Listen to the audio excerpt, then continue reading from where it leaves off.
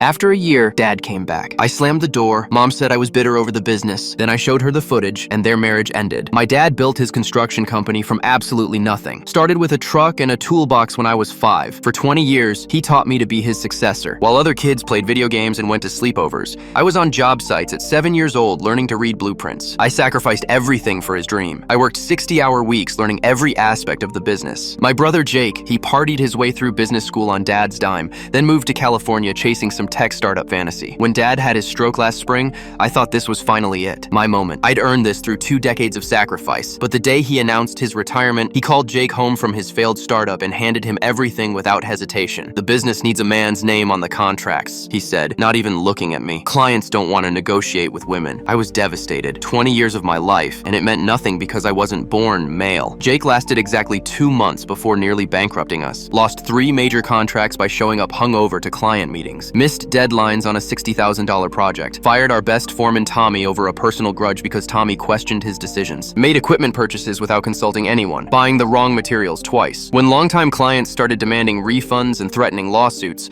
our insurance premiums skyrocketed. Dad was watching his life's work crumble in real time. The final straw came when Jake accidentally double-booked 2 major projects for the same week with only 1 crew available. We had to pay massive penalties. Dad finally panicked. That's when my doorbell rang last Tuesday at 8 in the morning. Dad stood there looking completely defeated, probably the first time I'd ever seen him vulnerable in my entire life. "I made a terrible mistake," he said, wringing his hands like a child. "Come back and fix this mess. The company desperately needs you." I was wrong. I looked him straight in the eyes and said, "You made your choice when you decided my gender mattered more than 20 years of my blood, sweat, and tears." His face immediately changed. The vulnerability vanished completely, replaced by that familiar red-faced anger I knew so well. He tried pushing past me into my house, yelling about family loyalty and how I was being selfish and destroying his legacy. He called me an ungrateful brat after everything he'd supposedly done for me. Said I was acting like a spoiled child throwing a tantrum. That's when I slammed the door in his face and locked every deadbolt. 20 minutes later, Mom called me absolutely livid. She said I was acting like a spoiled princess, punishing Dad over simple business politics. So I decided to show them exactly what kind of man they were defending